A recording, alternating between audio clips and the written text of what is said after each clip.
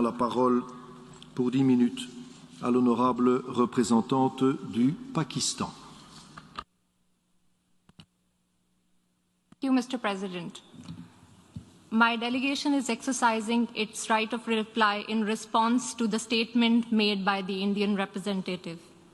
Jammu and Kashmir neither is a so-called integral part of India, nor is it India's internal matter. India remains in occupation of an internationally recognized disputed territory whose final disposition needs to be decided in accordance with the democratic principle of a free and impartial plebiscite under the United Nations auspices as provided for under numerous resolutions of the Security Council. In order to divert attention from ever-increasing international condemnation of India's widespread and escalating human rights abuses in Indian illegally occupied Jammu and Kashmir, India continues to level baseless allegations and rely on outright lie and obfuscation. India's compulsive obsession with Pakistan is neither new nor surprising.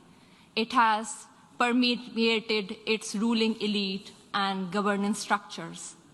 But there is a method to this obsession, as it underpins India's electoral and foreign policy under the ruling RSS-BJP Hindutva-inspired government.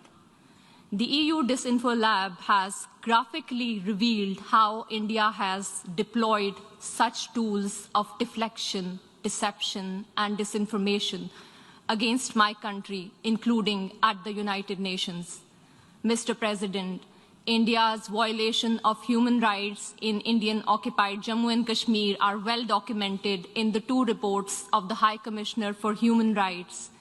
Since 5 August 2019, the High Commissioner has urged India to unlock the situation and fully restore the rights that are currently being denied to the people of the occupied territory. Several special rapporteurs and mandate holders have also termed the human rights situation in Indian illegally occupied Jammu and Kashmir in a, quote, free fall, unquote.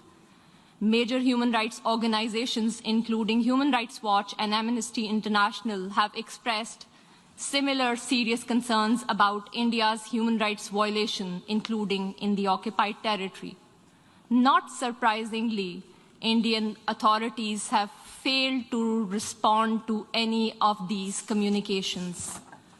In fact, a witch hunt has been launched against those who dare to report these crimes. Only last year, Amnesty International ceased work in India, citing constant harassment at the hands of the government.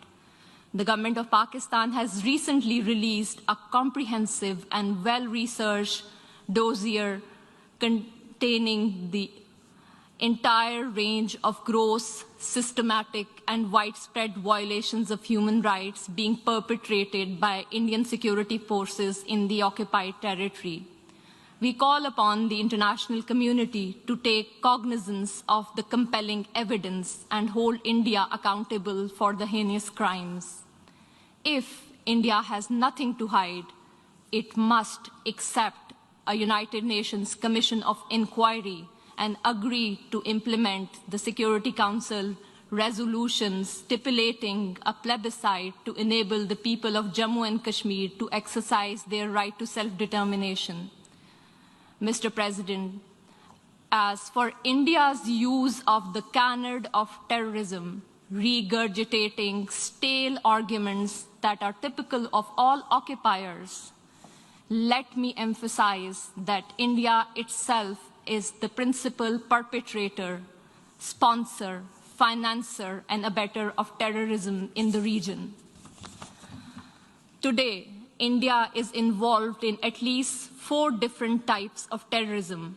First, India is resorting to state terrorism to suppress the people of Indian illegally occupied Jammu and Kashmir. Since 1989, Indian occupation forces have killed more than 96,000 Kashmiris, widowed around 23,000 women. and used rape as a weapon of war and orphaned more than 108,000 children.